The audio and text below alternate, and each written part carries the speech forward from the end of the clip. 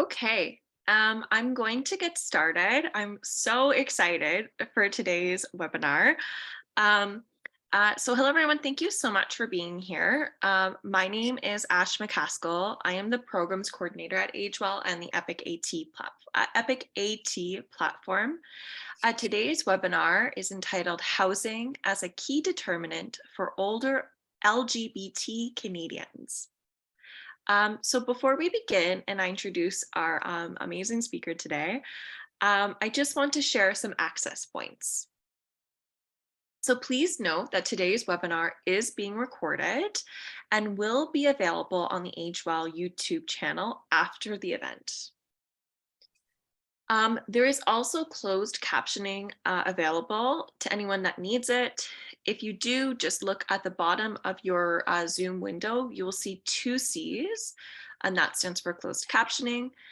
When you click on this, you will see that it appears in a white text with a black background. But note that it is automated, so sometimes there may be the occasional inaccuracy, but it's still a great tool to have.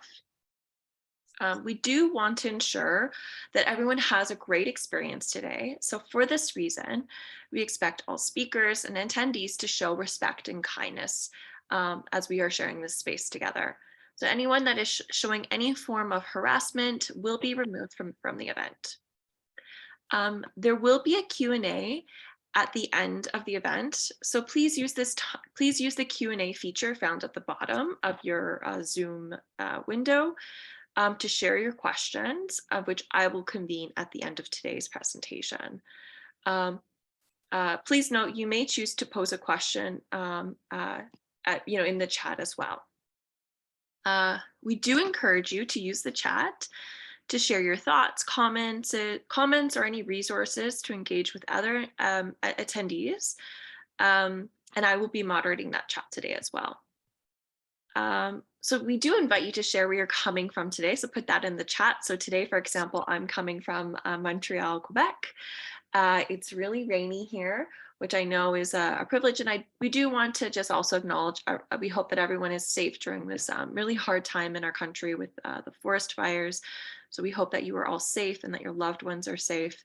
And we're sending good energy to you all. I would like to introduce today's speaker, Jacquie Gahagan.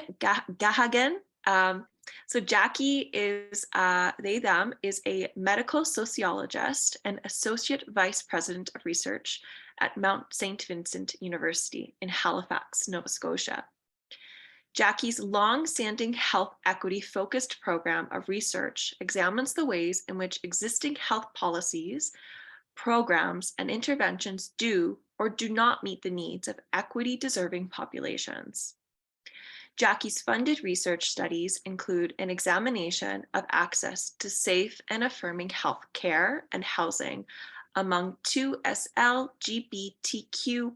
populations, and access to STBBI testing innovation, plasma apheresis donations among gay men and transgender populations, and access to post-secondary education among former youth in care, among other projects.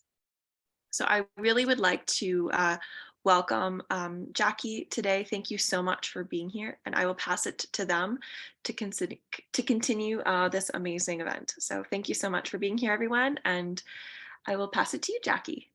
Thanks so much, Ash, and thank you as well to AgeWell for the opportunity to speak with you today. And as Ash pointed out, the focus of this talk is really about housing as a key determinant of health, and to think about populations, specifically older LGBT populations in Canada that are challenged in terms of meeting their housing needs. So just before we get started, I also wanted to remind you that in this talk, I'll also allude to equity, diversity, inclusion, and accessibility. And just so we're all on the same page, when we're talking about EDIA, we're really talking about how different populations experience either equitable access to program services and things such as housing, and how we actually engage with and embrace diversity in the work that we do. And inclusion, obviously, is making sure that we are not purposefully in our work excluding particular populations. And interestingly, accessibility, often when we think about accessibility, we think about the ability of a person to get into a house or an apartment or a building of some sort. So the physical accessibility is generally what we hear or see in the literature. And I just wanted to remind people that accessibility also can have financial constraints. So in other words, for individuals who are on a fixed income, their viability in terms of where they can live in a neighborhood that they feel safe in or feel connected to or feel included in may actually be challenged by the issue of accessibility due to financial constraints. Now, before I get started in my presentation, I wanted to acknowledge that I am very grateful to be working and living in Mi'kma'ki, and the university that I work with, which Ash has mentioned, is Mount St. Vincent University, is located on the traditional territory of the Mi'kmaq, and they were all treaty people. I would also further like to acknowledge that the funding for the research I'm going to speak to you about today was provided by the Social Sciences and Humanities Research Council. And I'm going to just jump right in here with an overview of what we're going to cover briefly today in our short time together. We're going to start with a brief background on LGBTQ2S issues. And then the second part will be the purpose of this SSHRC-funded study, and then the third piece will be an overview of some of the data from our SSHRC study. And as I mentioned to Ash just before this webinar, we have a second SSHRC-funded study that's looking at the implications of COVID on access to housing for older LGBT Canadians. And unfortunately, the data analysis from that study have yet to be completed. I hope that I'll be invited back at some point in the future to be able to share with you the data that we have from our newer SSHRC study, which is looking at impacts of COVID on the COVID pandemic on housing for older LGBT Canadians. So stay tuned for that. Now, one thing that I wanted to start with is a note on terminology. And so we know there's a lot of various terms used to describe the quote unquote rainbow community or communities. And so I just give you the schematic so you can see on this slide that when we use terminology such as LGBTQ, IA2, that's usually meant to be as broad and reflective of an array of identities. And then the second on the list there, you see LGBT2 Q2 is generally used by the Government of Canada. Whereas LGBTI is used as an abbreviation often in the international literature, and GBMSM is used in Canada in, for example, communicable disease reports and other government reports. And then SGM is also used variably in the literature to describe sexual and gender minorities. So I appreciate the fact that there's a lot of terminology out there, and the terminology can differ greatly depending on the source of the research or the study that you're looking at. And so I just thought we should start with the fact that there is a little bit of an alphabet soup, if you will, of terminology that's applied to our communities. And so bear with me as we go through this. I might use some of those terms interchangeably, and at least you'll have a sense of why. So let's get started then with a look at LGBT, and I'm specifically using the term LGBT older adults because that was the focus of our SSHRC project. And I will tell you this, that when we asked our project participants how they would like to be referred to, they asked specifically for us to use lesbian, gay, bisexual, and trans in our research and to use it consistently. And I'll tell you that, for example, for older LGBT Canadians, terms such as queer were seen as discriminatory, and therefore our participants, which we included in the initial design of this project, said, please don't refer to me as a queer person, because that has a long-standing pejorative meaning for many older LGBT Canadians. So with that said, that's why I'm using LGBT in this particular study. Again, as I mentioned previously, there are a lot of other acronyms that are used, and they're used interchangeably, and I fully appreciate that can be confusing. So again, when working with communities, please ask them how they would like to be referred to and use that as sort of the grounding or the rationale for how you describe them. So despite advances in LGBT human rights legislation and law, we as a society need to recognize the long history of systemic discrimination against LGBT Canadians. And so, for example, same-sex sexual activities between consenting adults were criminalized until 1969.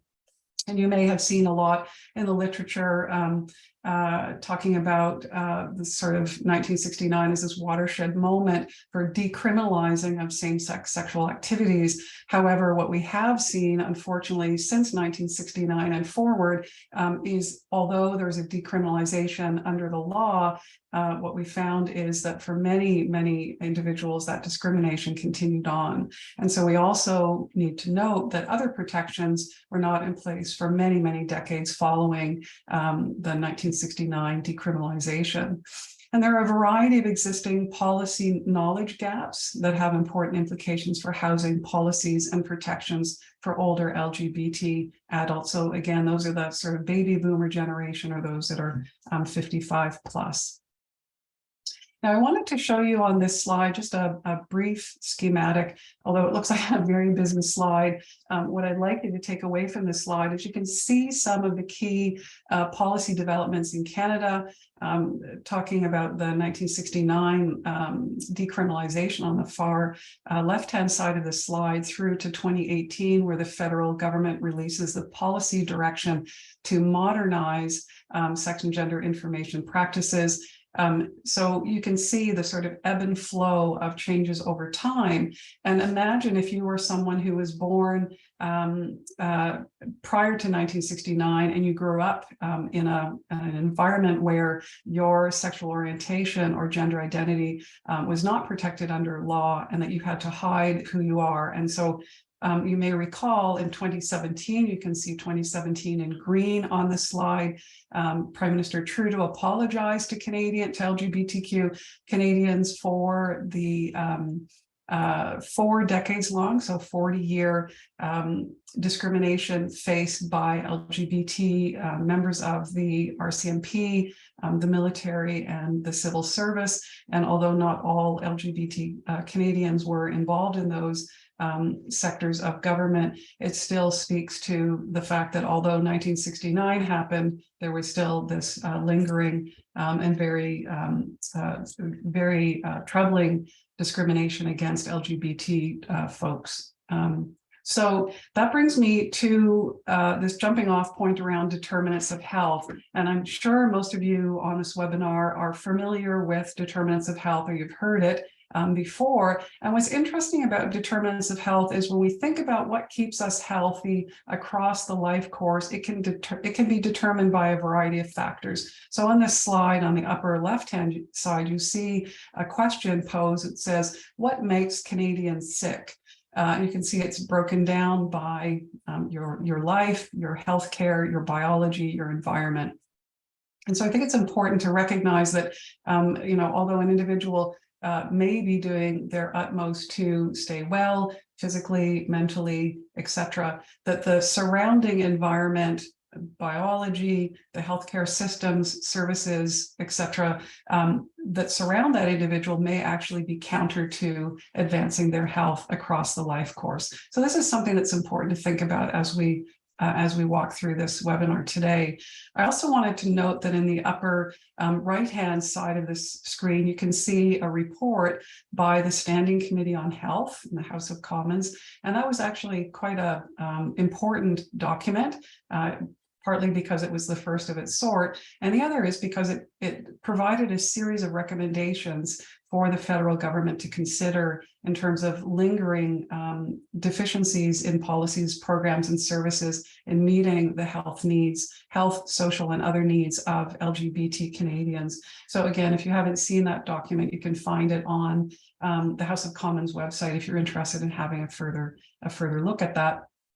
And the schematic in the middle, the sex, gender, religion, etc., that's a Government of Canada logo that was developed to sort of remind us that sex and gender are key components of who we are. However, there are other intersecting factors that contribute to or are considered determinants of health: religion, ethnicity, race, etc. So all of these impact on a person's health across the life course.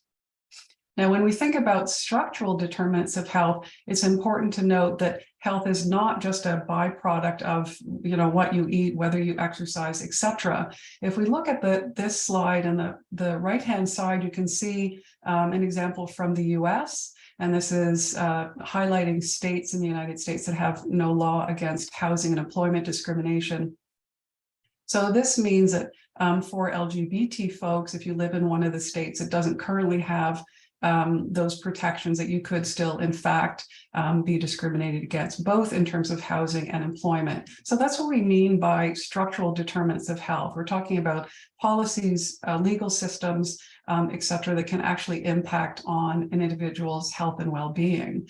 And on the left-hand side of this slide, you'll see sort of the impacts of all of these sort of governance, policies, etc., impacting as you move your way from the left-hand side of the slide to the right-hand slide, all impact on equity in health and well-being. So it's something to keep in mind. It's not just what did the individual do for themselves, but rather what are the circumstances within which, or the sociocultural circumstances in which a person lives their life.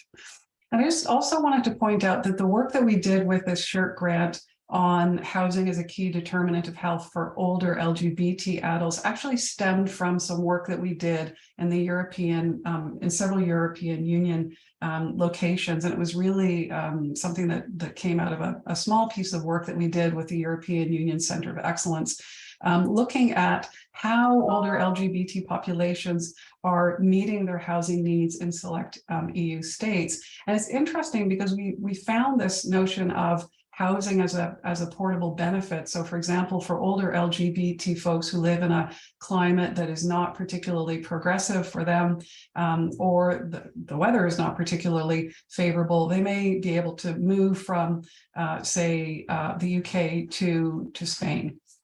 And so we see this sort of migration of older populations. It's not unique to LGBT populations, but sort of going to other EU states where you can port with you, if you will, certain social benefits that you have accrued over your lifetime. And so it's interesting that this identifies housing as a key site for health interventions and programs. So we've seen a lot of this, a lot of these examples in the EU literature, and I think Canada can certainly learn from some of those interventions and programs. And they're meant to really address the unique needs facing older LGBT adults in relation to this notion called aging in place, which you've probably heard of before. There's lots of policy documents and policy rhetoric written about aging in place. So we want older people to be safe where they live and they can age in place. And presumably the place that they age in is a place of choice. It also suggests the need for more innovative policies and programs to meet the housing needs of older LGBT adults from a life course perspective. Now, this is just a brief overview of what our research team focused on with our SSHRC grant.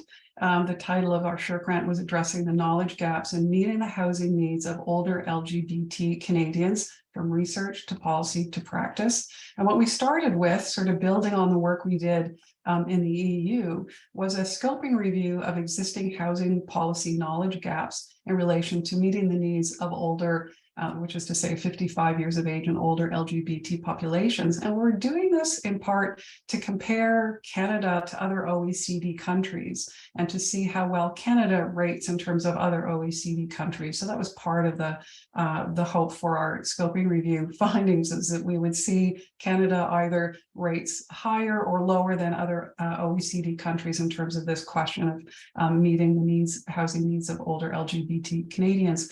Now, after that scoping review, we used some of the findings to inform the development of an online survey, and we also did that in consultation with our community advisory committee, and that survey went out nationally. It was an online survey. And from there, we developed a series of focus groups, and we conducted those with LGBT Canadians to hear firsthand, what are your experience? So it's kind of a distillation of what we heard in the scoping review findings, what we heard in the online survey, and we brought that forward and said, is this what's happening to you? This is what we're hearing in the literature, and this is what we're hearing in the survey data. Tell us about your experiences. So those are the three sources that we collected information from. For example, the online survey, we had just under 1,000 respondents, and the focus groups with older LGBT Canadians and also housing and service providers in Halifax, Ottawa, Winnipeg, Calgary, and Nanaimo. And so if you're wondering, how did we pick those sites? We actually had community partners and community-based organizations that were willing to either host focus groups or work with us in recruitment for those focus groups. So that's how those locations were selected.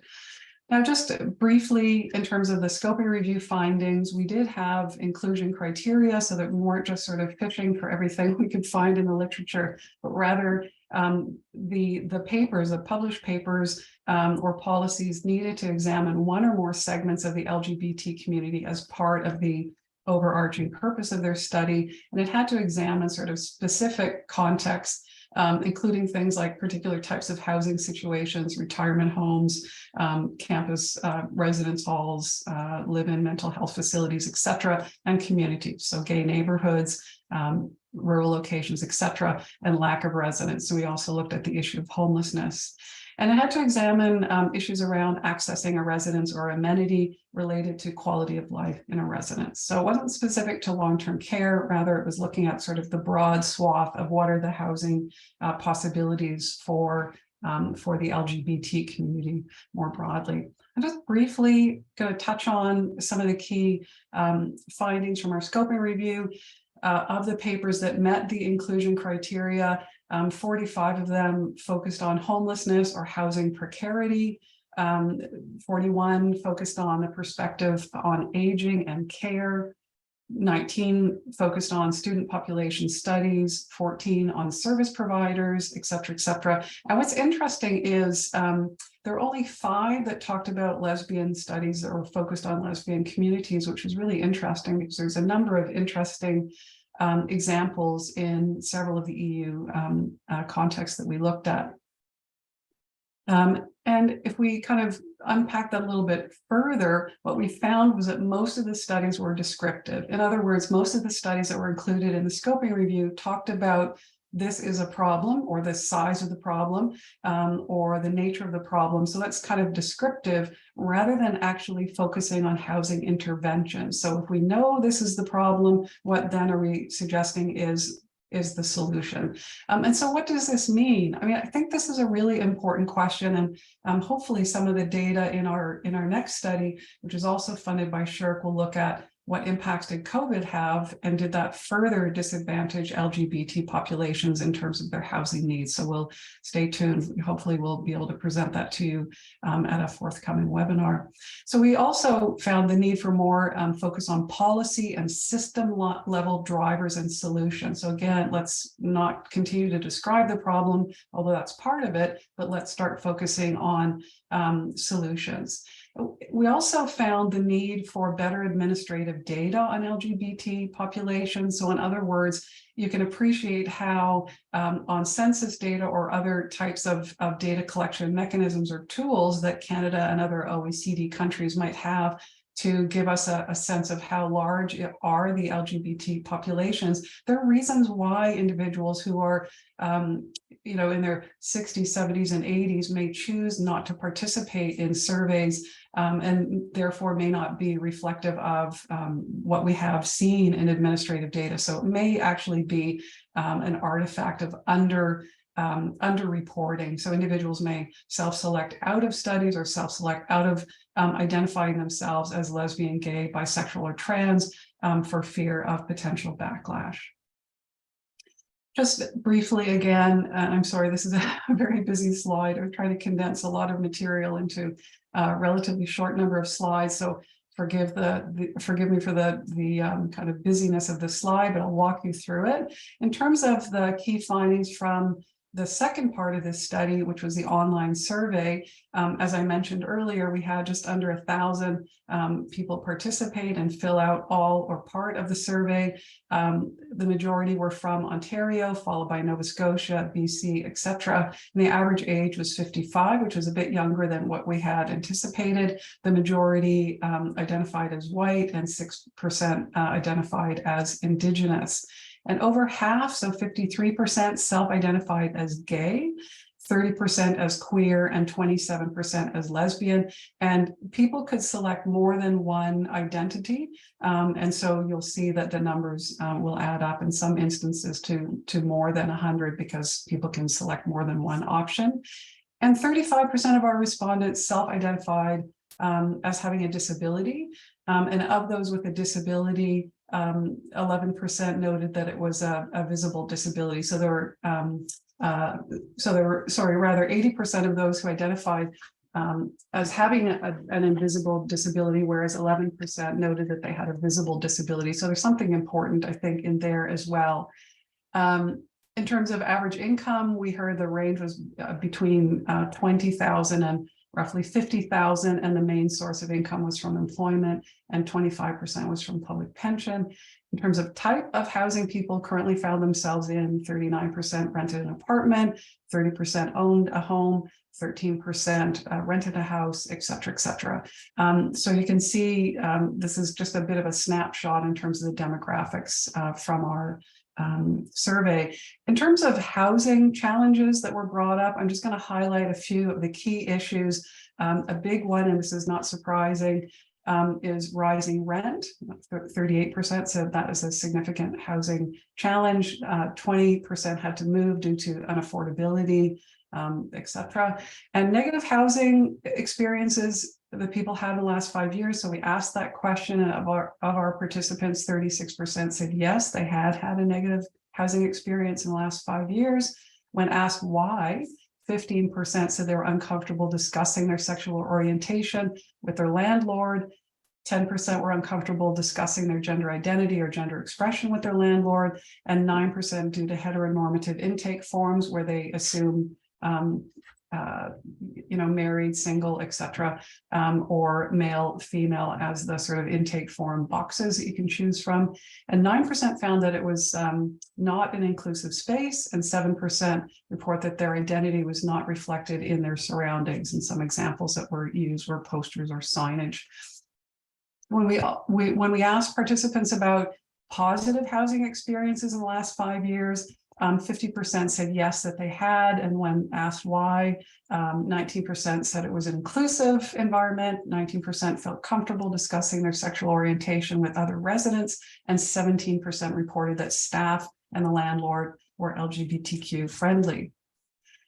Now, shifting gears to the third part of our study, which is the focus group.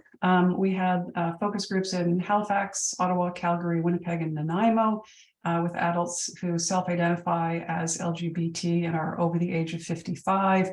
And we talked to them about their perceptions and experiences with housing, including types of housing providers and related issues, so affordability, safety, etc.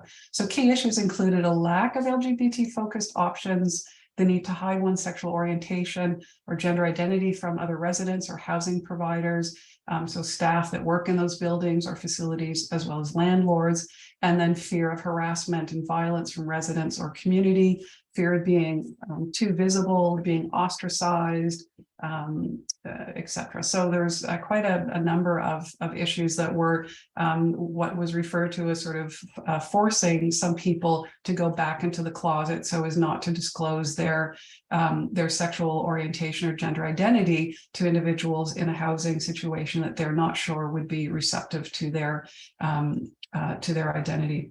And then we have a couple of quotes here. One Calgary focus group respondent said, there's no respect given in the shelters for people who are queer, have different gender identity. Another person, and this is from a Winnipeg focus group participant, says there's lots of fear about housing, whether it's non-accepting neighbor, or there are protection policies that are not being enforced. And then the last one here, which is from Nanaimo, especially in care homes, I've heard very bad stories about people in those places being treated badly. So question really is, what can we do with these findings? And some suggestions are we can advocate for a national program of housing research focused on the needs of older and younger, so a sort of intergenerational justice in housing kind of focus. Seek additional sources of funding to move this work forward and get it into the hands of policy decision makers, or continue to mobilize our findings within the housing sector, including co-ops, assisted living, long-term care facilities, speaking to builders, planners, architects, as well as with government and community members, and then developing an LGBT housing business plan, and seeking funding from Canadian Mortgage and Housing Corporation. I'm sure most of you know that the federal government has put out a national housing strategy, and this is a kind of an important fact, which is about a $72 billion 10-year strategy. And in that strategy, there is a passing reference made to the unique housing needs of LGBT Canadians, but also at the same time in that strategy, recognizing that we don't have enough information in order to make sound policy decisions, because we simply don't have the data to do that. So I just wanted to go back to the starting point, which is around why equity, diversity, and inclusion in housing matters, and why we need to sort of think about not just describing the problem, but looking at concrete solutions to ensure that, while EDIA as a conceptual framework is being picked up in the housing sector, it's being picked up in government and elsewhere. How can we then see EDIA in housing be further integrated and mobilized, so that forms, for example, is the example of heteronormative forms, so intake forms that say, are you a Mr. or a Mrs.? Are you male? Are you female? Are you married? Are you divorced, etc.? So thinking about how we can bring the sort of tidal wave, if you will, of support for enacting in real time EDIA policies, practices, etc. How can we bring that into the housing sector, and how can we ensure that we're not further disadvantaging older LGBT individuals looking for safe and affirming housing? And as I mentioned on a previous slide, what that is essentially referred to as forcing this generation of older LGBT Canadians to go back into the closet at the end of their lives in order to prevent themselves from experiencing what they fear might be challenges from landlords or from individuals living in the same building as them because of their sexuality, sexual orientation, or gender identity and expression. So I'm going to stop there and just again, thank you to our team made up of over 40 partners from 5 countries from across academic settings, community settings, research, government, etc., and from a variety of disciplines: sociology, anthropology, planning, occupational therapy, law, social work, public health, etc. And also shout out to the McKechnie Institute for Public Policy and Governance for their support with the policy brief. So out of this research, we did develop a number of policy briefs which are available on the McKechnie Institute website. And again, thank you to Ash, and thank you to Age Well for the invitation to speak with you today. And if you would like more information about this study, you'll see you can either email me or you can go to our online e-learning platform, and that's the second link there in the slide. And then the third link is the McKechnie Institute, where you can find our housing briefs, and you're welcome to repurpose those. So if there's content in there that would be useful for your own purposes, please feel free to download those and utilize the information that's in those policy briefs.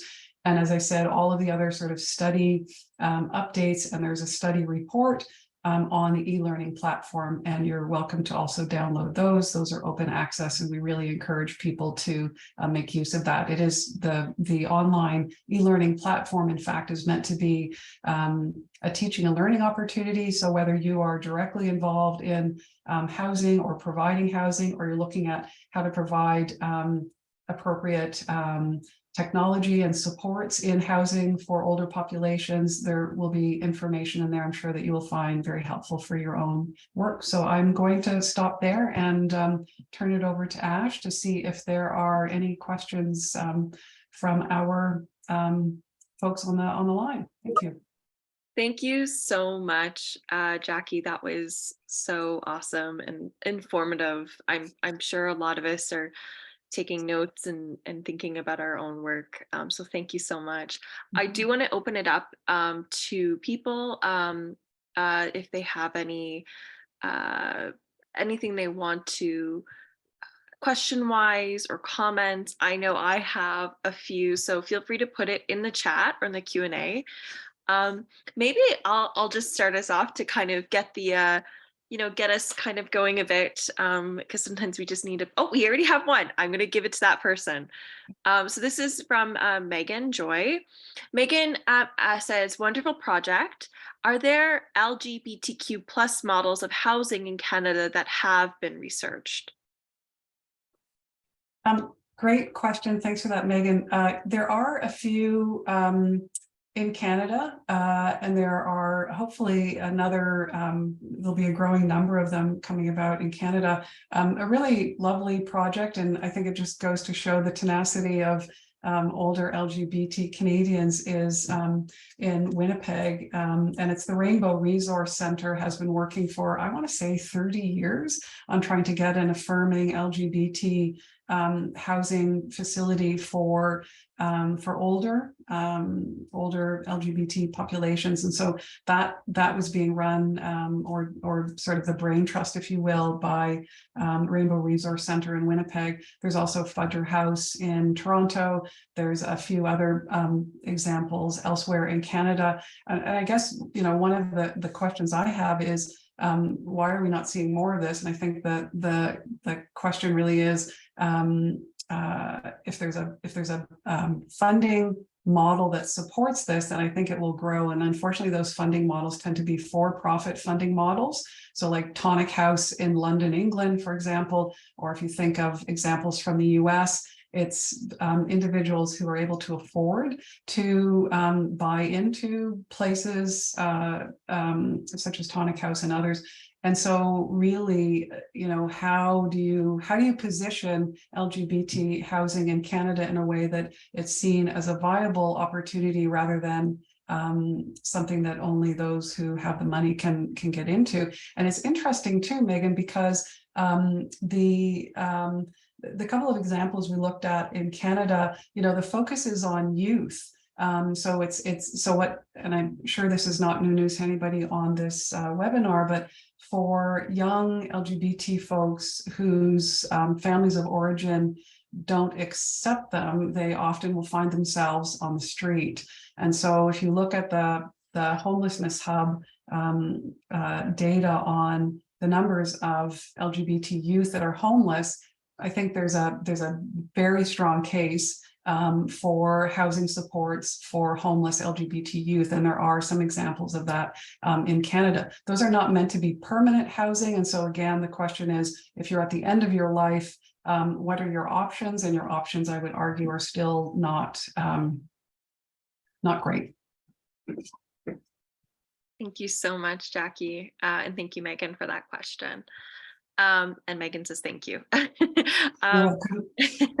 As we're waiting for the next question, I actually wanted to go back to thinking about those that are living in long-term care. We did have actually someone in the chat that I'll let them kind of, if they want to share a question, just talking about the complexity of being an older adult, or even just sometimes a care worker, a caregiver in those settings of long-term care. I'm thinking of LGBTQ older adults that live in long-term care and the fact that maybe they can't share that part of themselves because of how heteronormatized those systems are. Particularly really when you have an older adult with an LGBTQ older adult with a complex health need, what is some of the challenges that they might face in long-term care where it is so heteronormative? Because I think those are things that sometimes we don't think about. Could you maybe share some of those challenges and some of the maybe some of the work that people are doing, if that there is any work that Mhm. is kind of helping uh, fight those challenges, get those challenges so that we don't have them anymore. Yeah, no, that's a really complex issue, and I can think of a couple of examples from work that we did for another study, and it was actually talking to residents of long-term care, and I was talking to them about end-of-life preparations. So it was a bit different, but what we heard from people who are living in long-term care or nursing home type facilities is it wasn't necessarily safe for them. And what was very sad is we heard from a couple of participants that they had to forget about that part of their identity and part of their life and just kind of compartmentalize that away. And I think, if it was the other way around and you said to an older heterosexual person, and you say, okay, forget about the fact that you were married and you had children and your heterosexual identity doesn't, it's not an affirming place for you to talk about your life. I think people would probably be more tuned in to saying, this is not an affirming or safe place for people. So really, what's fascinating about that is there's a group in Boston that started a movement with the state of Massachusetts to actually make it a requirement for all long-term care facilities to have EDIA and LGBT training, and they had to become certified in order for Massachusetts to recognize them as an affirming and safe housing or provider. So I think there are examples that we can look at from the US and other OECD countries that really do show that it is possible to have more progressive policies in place. So it means essentially all folks that work in long-term care homes with populations that may have been historically discriminated against or marginalized have to have that training in order to work in that facility. And if they object to the training, then perhaps that's not the facility for them to work in. And interestingly, in the work that we did in the EU, we did see some really lovely intergenerational examples. So there's one in Germany where there are younger healthcare providers and trainees providing health services and social services, such as social workers, et cetera, or nursing care to individuals who live in this, it's an apartment building, but the model is the downstairs is kind of a communal space where if somebody has to leave their apartment to go into the hospital to have a hip replacement or something, somebody takes care of their apartment.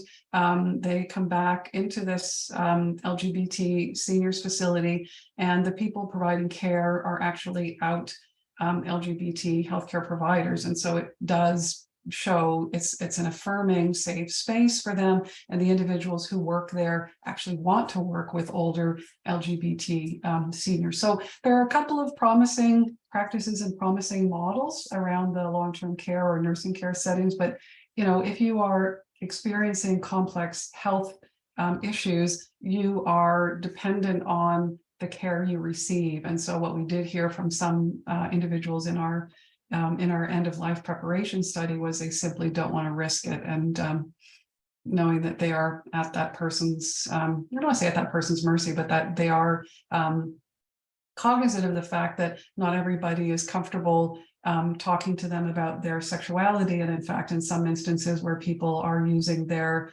own, coming into facilities and using their own belief systems, whether they're kind of social or religious belief systems, to say, we should pray for you and hope that, when you pass away, you will come to terms with your sexuality, i.e., not be gay. And so that's not acceptable. And so when you think about that still happening here in Canada, in long-term care facilities where individuals with complex health issues simply are not in a position to speak up or speak out about the type of discrimination that they either fear or they are actually in real time experiencing. Thank you so much. So much to take in, and like you said, it's a lot of this is such new work for people, so it's so important to share. Yeah. We have another question. How Mhm. do you think the complex housing policy landscape might be affecting this lack of funding models to support LGBT plus housing. They said, my understanding is that housing policy responsibility is quite fragmented in Canada, in Mhm. brackets, federal, provincial, municipal, end bracket. Mhm. Yeah, just a little question. Yeah, no, you're absolutely right. So the fragmentation around government decision making means it's really complex, and you need to have a variety of partners working with you at all levels of government. And I think that the hope was when the federal government rolled out the National Housing Strategy that people saw this as kind of the panacea to address the unique concerns that historically underrepresented populations were facing. And you'll note that in the National Housing Strategy, there are two key priorities. One is reducing homelessness, and the other is increasing housing affordability. And so when we think about those sound fantastic, but what does that mean for somebody who lives in a smaller area or in a rural area, and their choices of where to go when they're no longer able to live independently, particularly if they are, LGBTQ senior, that's hugely challenging. And I think the policy piece is part of it, but I think the for sure, so the complexities of housing policy factors into that. But the reality is we're still pushing a for-profit model. So that means, and I was speaking to a couple of colleagues of mine at an aging conference earlier this week, and the comment was, how can we afford, like, we have parents who whose pension and savings will be spent likely before they pass away, because the cost of putting them in a for-profit, and that's all that's available, because there is not enough, I would argue there's not enough social housing, there's not enough affordable housing, and there's not enough in the long-term care area as well. So, there are a number of not-for-profit housing providers that provide long-term care and nursing home care, but for the most part, it's all a for-profit model, sadly. Thank you so much. I guess my next question would be, and I'm thinking of even master's students and PhDs, and even just any researchers, a part of our network at AgeWell and at large, that are maybe new to thinking about when they're creating an innovation or starting to think about a health system intervention that is more inclusive, particularly for LGBT community members, older adults particularly. Like, what is your advice to someone that because often I think we think, well, once we are done the project and we need to get feedback, that's when we start including people. But I'm always about, how do we start those conversations right from the beginning, right from like that co-design process? And that's something we talk a lot about at AgeWell. What would be your advice to someone that is thinking through how to better include LGBT older adults into their work, especially thinking about what you've shared with us today, that there isn't a lot of work out there existing in Canada right now? Yeah, I mean, that's a great question, Ash. And I kind of said some of this the other day at the aging conference, which was, really get to know your community, and don't assume that because you put something out there that LGBT seniors are necessarily going to participate. And fun fact, there's a group here, a lovely group here that supports older LGBT folks called the Elderberries. And they basically said, I wish these students would just stop sending us surveys. They don't even come to get to know us. They don't come to a drop-in. They don't come to our Sunday socials where we have sandwiches and playing board games or whatever the case may be. And yet they expect us to keep filling out these surveys. So they kind of want to survey us, but they don't want to really get to know us, and they don't really connect with our community. So two kind of key things. One, get to know the community, and do that not in a performative way, but do it in a genuine, reciprocal learning kind of way, and go talk to them, go and invite them to be part of a community advisory board, and a community advisory board made up of individuals from the older LGBT community will tell you exactly, what they think will or will not work.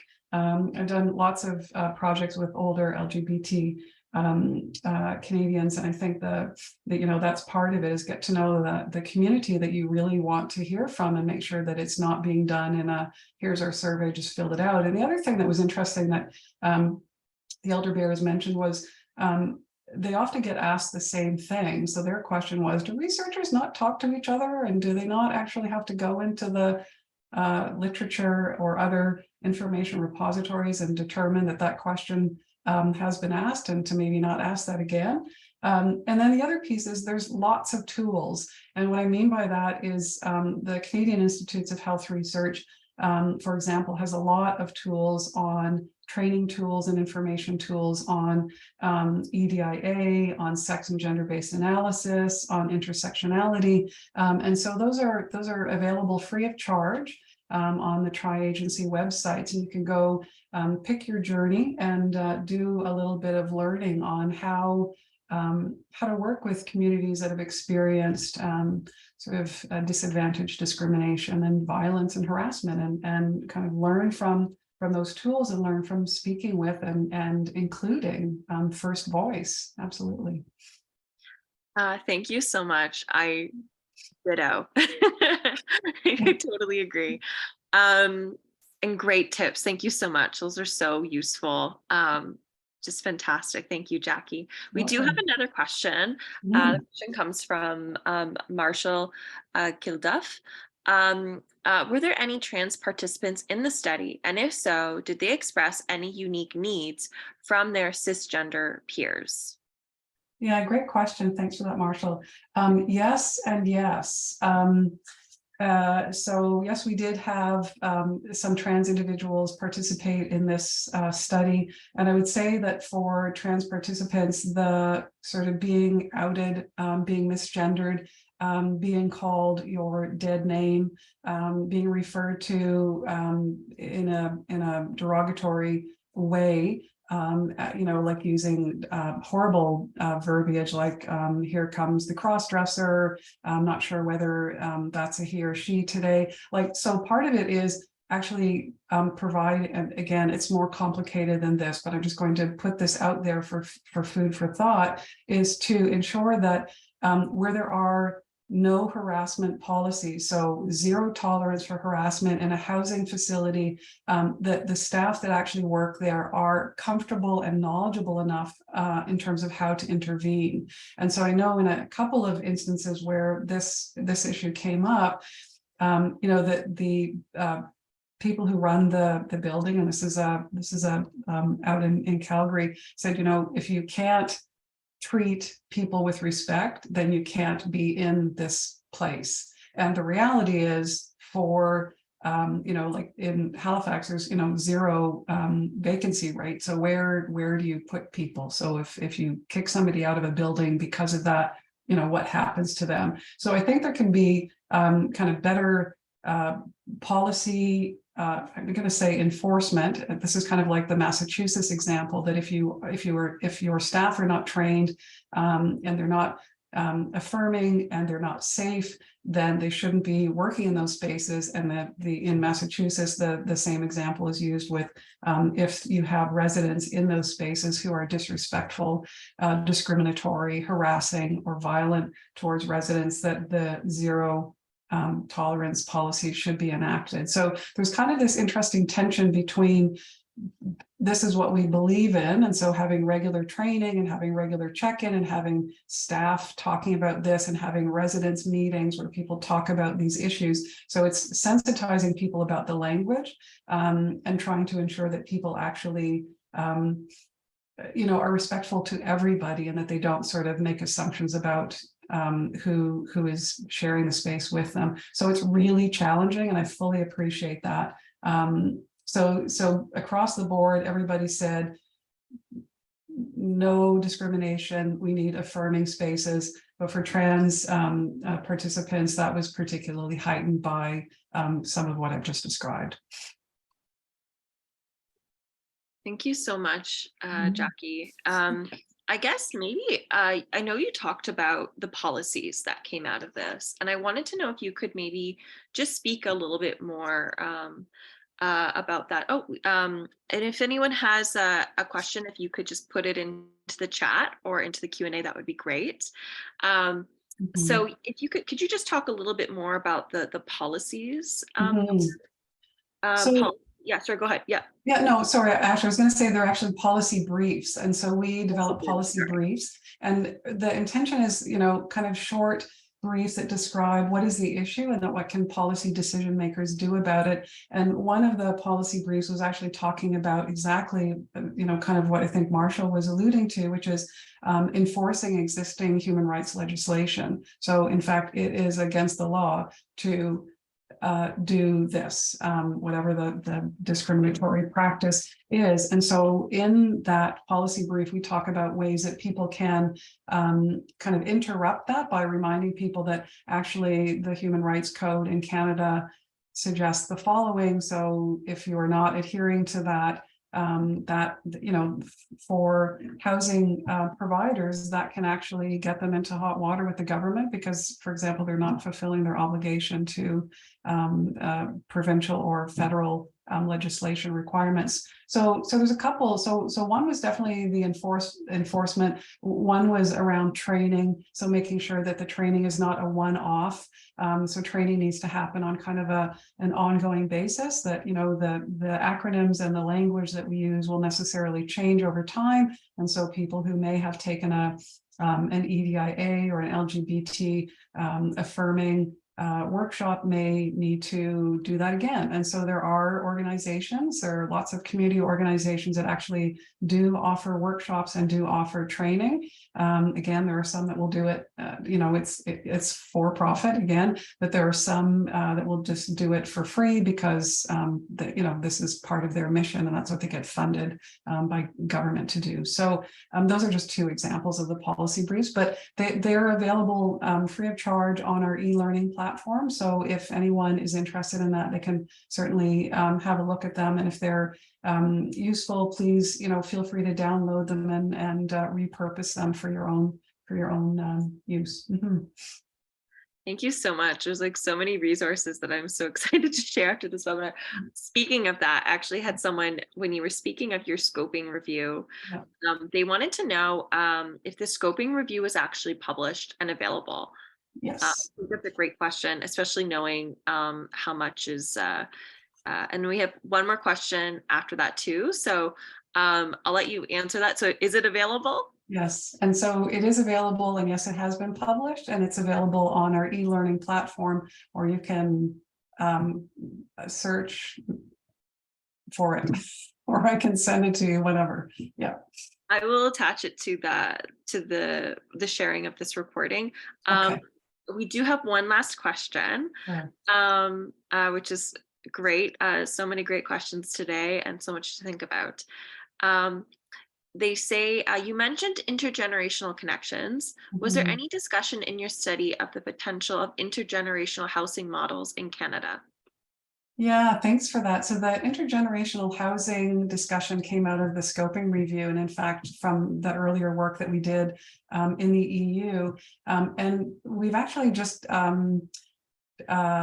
published a paper on intergenerational justice, and it's around housing. So the intergenerational justice is in keeping with sort of Indigenous principles. The policy directives and policy decisions you make now will necessarily have generational impacts going forward. So the intergenerational housing models in the EU are amazing. I mean, they are young university or college age students either co-housing, living with older adults who want to stay in their own home, or they're living in residence with them.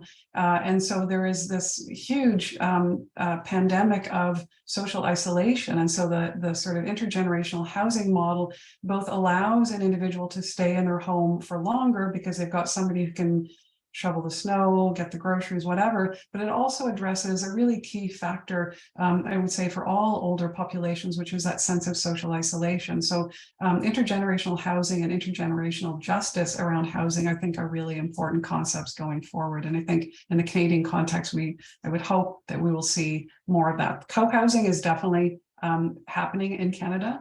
That intergenerational housing through co-housing is a thing, and there are a number of kind of startup companies that offer that service, but it's not something that has been picked up necessarily in a big way, I would say, unfortunately. Well, thank you so much. I am so excited to share this recording. I was telling Jacquie before that there were a lot of people that are also really excited to see the webinar recordings. They were unable to come today. So it just goes to show how meaningful and important this work is. So I want to say a huge thank you to Jacquie for sharing their work today with us, and for all the questions. This webinar will be available on the HWell YouTube channel. I'm so sorry. That's how excited I am about this work. After this event, so anyone that's registered or attended today, you will receive that. And I do want to just say thank you. So if you, wherever you are, a round of applause to the amazing Jacquie for their amazing webinar today. I guess that's the word to use. So thank you so much, everyone, for being here. Have a great Wednesday, and everyone stay safe, especially during this time with the forest fires and the air quality in Canada. So we're thinking of all of you, and have a great Wednesday, everyone. Thank you so much. Bye.